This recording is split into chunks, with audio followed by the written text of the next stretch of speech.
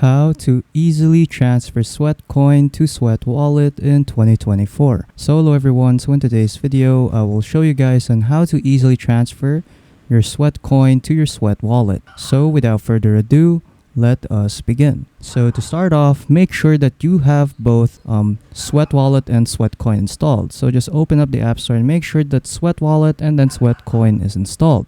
And then after that, what we want to do now is just open up Sweatcoin. And then after that, as you can see over here in the top right corner, we will get to see our balance. So as of now, I only have 7.18 Sweatcoins. So it says right here, you earn 1 Sweatcoin per 1,000 steps. So if you did 1,000 steps, you earn 1 Sweatcoin. So to transfer this to Sweat Wallet, you really don't need to do anything. So just click on balance right here. And then after that, just click on you are walking for crypto. Click on that. And then it will ask you to open Sweat Wallet. So just click on open Sweat Wallet. And then there you go. You will now be in Sweat Wallet.